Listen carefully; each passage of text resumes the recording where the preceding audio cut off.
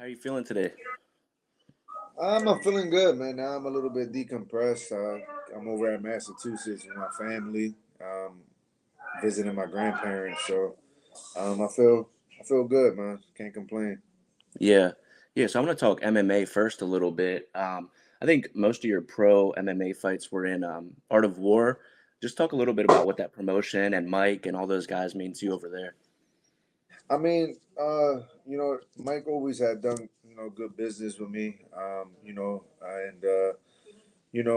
of War as well.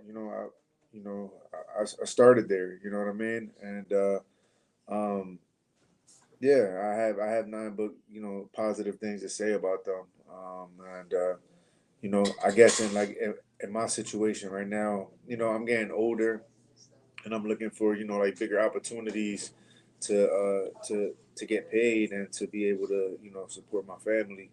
So that's where I'm at right now, and MMA has been a little bit hard to find that. So that's why I kind of like crossed over with the bare knuckle and trying to take all these other opportunities that come about. Yeah. Yeah, absolutely. I mean, you touched on it a little bit, but what intrigued you most about BKFC? Is it just the bigger platform? Like what drew you to the bare knuckle aspect too? I mean, just trying to take, like I said, trying to take the chances for to make money. A lot of people say you know you if you love something, don't do it for the money. But in my case right now, I'm doing it for the money too. If it doesn't make money, it doesn't make sense to me. You go to work, and anybody will go to work, and the pay is not right, then it's just not right. And that's where I'm at right now. I'm only getting older. I know I'm not gonna. I don't plan on fighting to my 40s, bro. Yeah. But right now is the time to to to give it all I have and whatever it is left. So Yeah. that's where I'm at. Yeah, for sure. And then when you were preparing for that first BKFC bout, were you doing anything different training, like punching boards or anything for the knuckles or anything different there? Not really, bro. I was just like I said before. I'm not sure if you heard. I was more like winging it, bro. I was doing my regular MMA training just without gloves. You know what I mean? And still kicking, throwing knees, and yeah. And then when I went out there, like I said, you really can't train for that type of environment, especially that many people. Right. And I kind of had like a real wide stance, and I was just trying to figure it out. And as I was figuring it out, I was adapting, and I was pretty much winning the fight and taking control. And just stood there in front for a little bit too long, and got caught with a wild punch, man. And that's what it is, man. That's the game that I don't shy away from it, and I wanted to come back and show that I was better and I am better, and that's what we did, man. Yeah. Yeah, after taking that, kind of lost, just the way it played out, like what was your mindset after that fight? Well, the first uh, the first day, man, it was just like I was more like a little bit.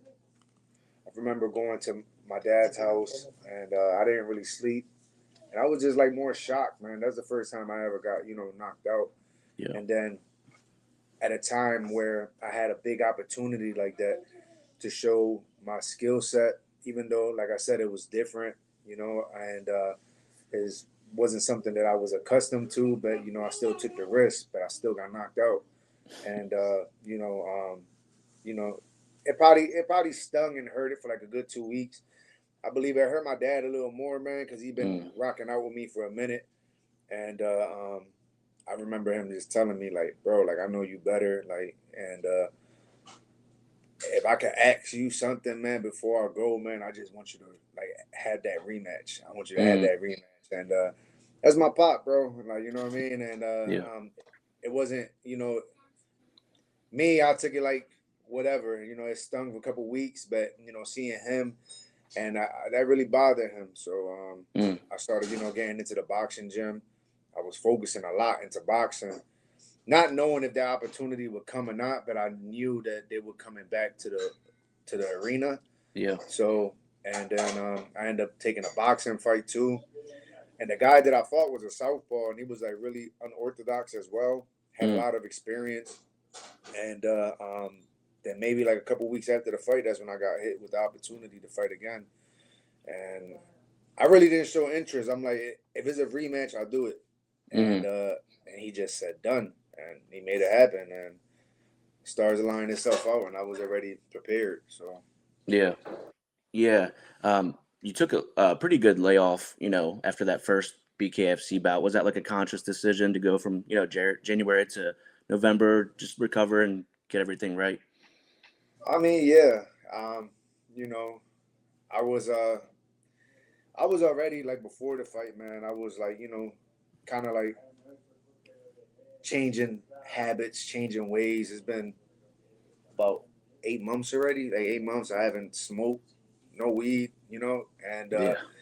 and I was already starting to make changes, and everything just kind of lined itself out. And yeah, I kind of wanted to take some time just to chill and then kind of reflect on different things I had going outside of the gym and Hmm. outside of fighting, and then everything after that just sparked itself up. I didn't want to take too much time off, and yeah, everything just aligned itself out the right way. Yeah. I don't really, when you need a break, like your body would tell you, and I didn't just want to. I wanted to let my body rest the way it needed to, but not really let my mind get to me. Hmm.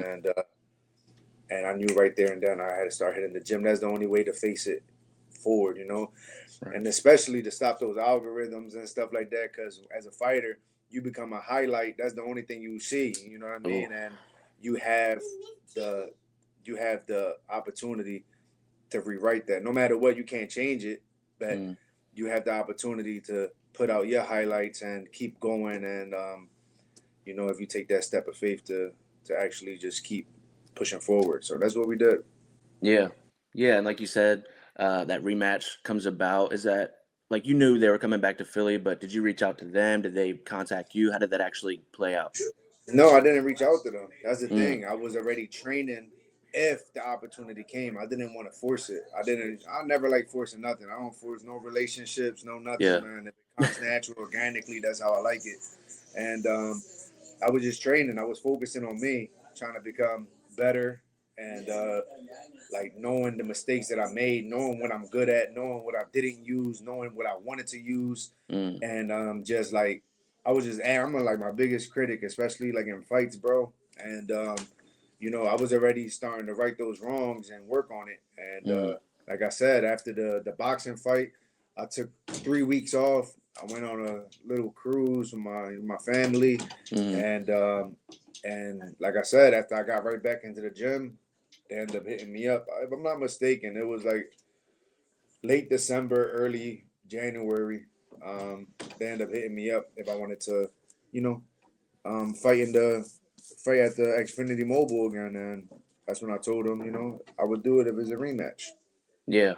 Yeah, that's awesome. And then what was like your approach, knowing that you get that fight again? Like, was it a technical approach? Was it just like motivation as far as, writing that, avenging that, or what was your approach going into there?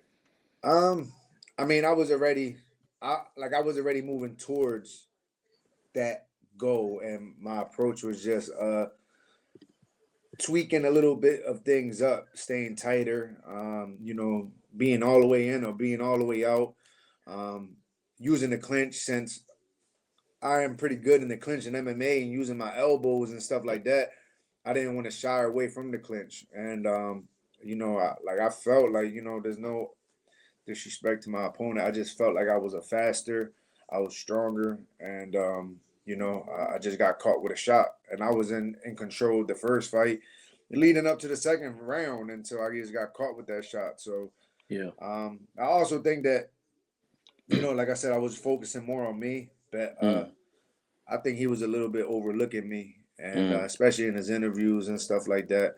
Um, I don't think it's not his fault. You know what I mean? Like he should feel the way he feel, Yeah. but I'm cut from a different cloth too, bro. Like what I mean? I come from that where it's just like I want to prove it to myself, and when that light switch turns on, is on, and I'm a fighter, bro, in and out, and Yeah.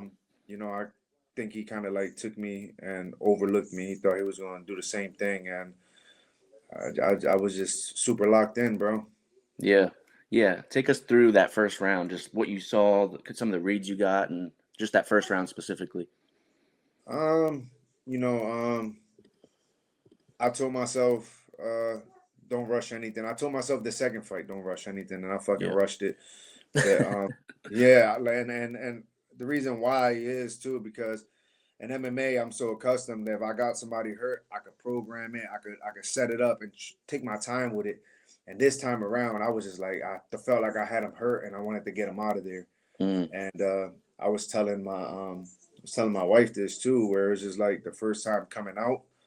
Um, it was so loud, bro. mm, And the more I try to block it out, I wasn't trying to listen to it. I was just trying to get my job done, be in and out. But the yeah. more I did that, the more I heard it and the more Mm, it was loud. This time around, no bullshit, bro. I embraced it. I looked. I wanted to see how this is what I asked for, and the more I embrace it, the less I heard it. It didn't feel like it was that many people in there, bro. It didn't feel like yeah. that to me at all. And Mm, I adapted to it, you know what I'm saying? And I knew I would. So in that first round, to answer your question, I was just trying to program everything. I wasn't trying to rush nothing. I was trying to see what he gives me. And I felt like once I started landing a couple clean shots, I started like seeing what he wanted, and he was throwing that same punch, you know what I mean? mm, And I just wasn't there for it. And I got to use my clinch work, like I said. And, I just kind of started seeing everything and just started flowing. I didn't want to rush anything. I know a lot of BKFC guys, they go in there and they want to give the crowd a good fight. And don't yeah. get me wrong, I live for that too. But I'm going to try to program and download and try to, not rush anything as well. And I stuck with my game plan. And yeah, and right away after the fight, I was just looking at the mistakes that I did or Mm, the stuff that I could have changed because I remember in his one of his interviews he said that he thinks that I'm going to come in and think that I'm going to be fighting the same guy and it's going to be a totally different guy. I mm, live by that, bro. yeah. I live by that. So if I know that I made a mistake, I'm gonna do anything possible to try to change it. And I was already trying to change it from the rip. So if it's a third fight, I gotta do my best to be better and more dominant. So Yeah. I'm not sure if it's gonna be a third fight or not, but if it is, I'll be prepared. Yeah. Yeah, I think that's huge. I like that you mentioned about the crowd energy and stuff like that. Like trying to ignore it made it worse. Like it's almost like you looked out and then like you channel that energy, you take the crowd energy and put it in yourself. Like I think that's Right. that's that's a big key. Probably not a lot of people think about. For sure. And I that's something that, like I said, you don't train for it until the Right. more and more you do the shit. So I got a lot of slack for my last fight, man. And I,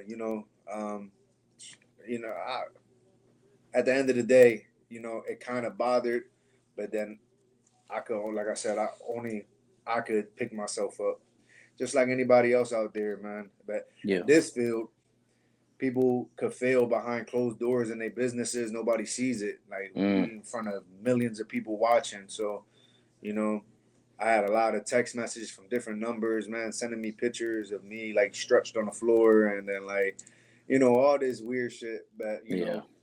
at the end of the day, man, it just it just turned on another gear for myself. And I remember my son, like that day when I ended up, losing. I was in the locker room. My dad was just there being patient. And it's funny, it was a lot of people in there and it was nobody in there. It was just me and my dad. And I didn't know what to do next. I wanted to Mm, go up and say hi to everybody, but I had a headache. It was just it felt like a lonely ass place, man. yeah. And I remember my son calling me and he was like, "Dad, I don't want you to do that ever again." Uh-oh. And I told him like, "Bro, this is the life I chose." And you know, just remember like things is not gonna go your way. you know what I mean, Mm, all the time, and that doesn't mean that you just quit. So me telling him that like I always want to walk the walk as a parent too, and I really wanted to show him that I could beat this guy, man. Like you gonna see. yeah. I'm gonna get right back, and I'm gonna do it. And thank God, man, all His glory, for giving me that that spirit and that heart of not being timid, and Mm, without Him, without God, man, I'm just a scared kid. He's still, you know what I mean? But yeah. He gives me that courage to go out to the waves, go out to the deep waters, and Mm, to test myself. So I give Him yeah. all the glory. Yeah, that's amazing. In that second fight with Brandon, like between the first and second round, what was your corner telling you? Was they telling you just keep doing what you're doing? Anything different or? Man, my corner, shout out to Coach Wood and Parabillion Boxing, Mm, all those guys, man, that helped me.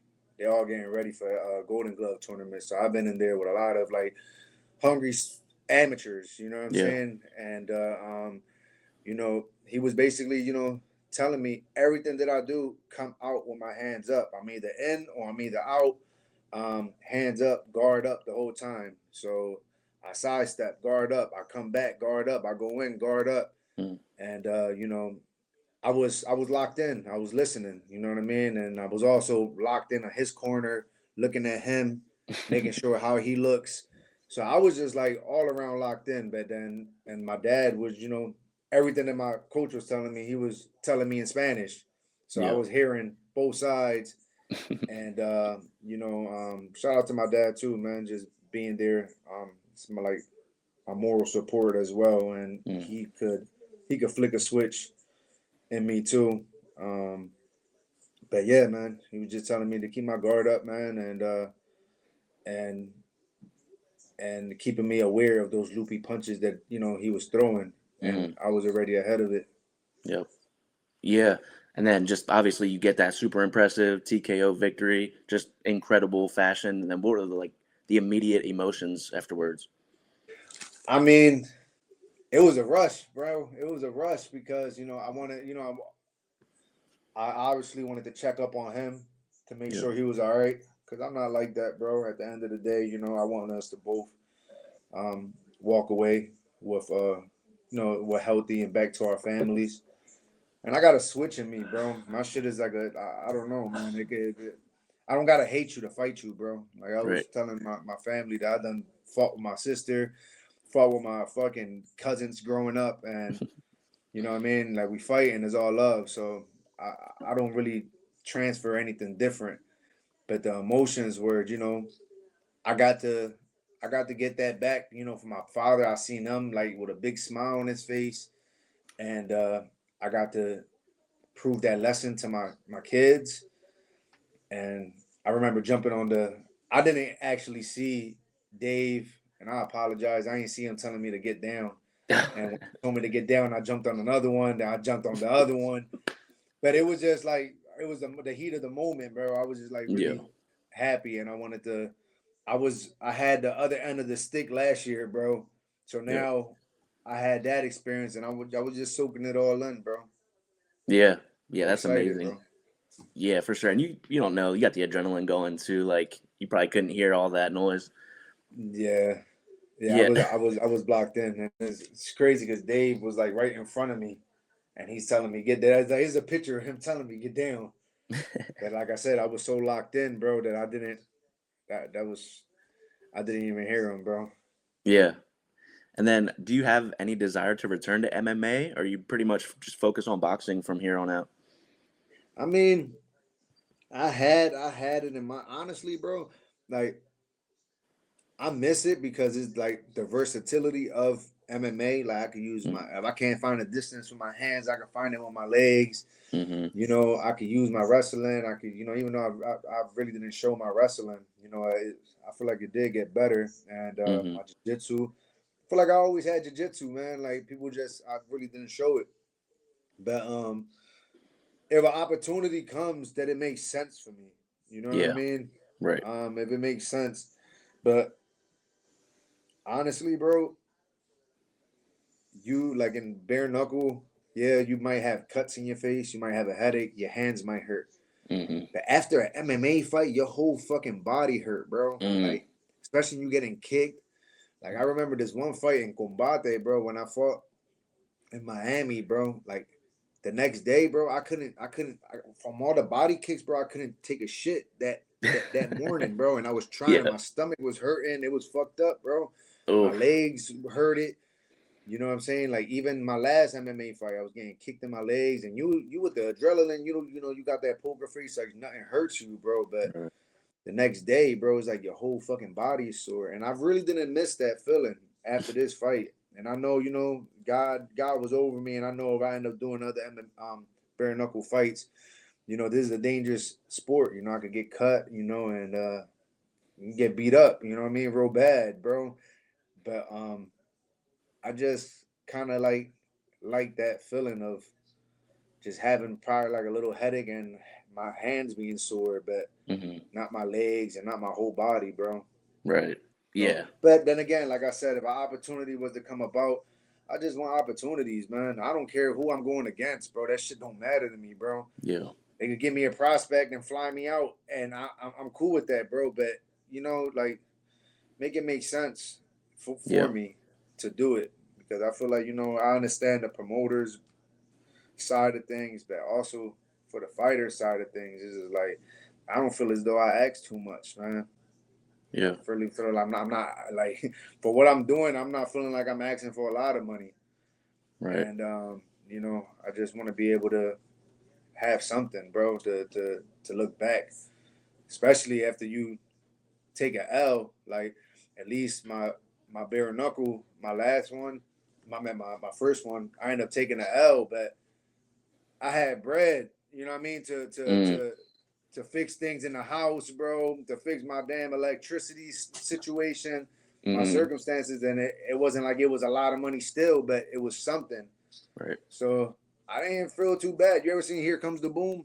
Yeah. Yeah. When it was just like, so I lose for like what he say, like $10,000 I lose. He was like, all right, I'm down for that shit. So it was just like that's how I kind of felt. Like it was just Mm. like I did my best. I still building my resume, but at the end of the day, I got paid for it. And growing up, bro, we used to always be the ones that be like, yo, would you get in there with Mike Tyson for 100,000? Or I was the one that really meant that shit. Like, yeah, fuck yeah. You know what I mean? I get in there with him. It doesn't matter who it is. As long as I Mm. get paid and we can make it do what it do.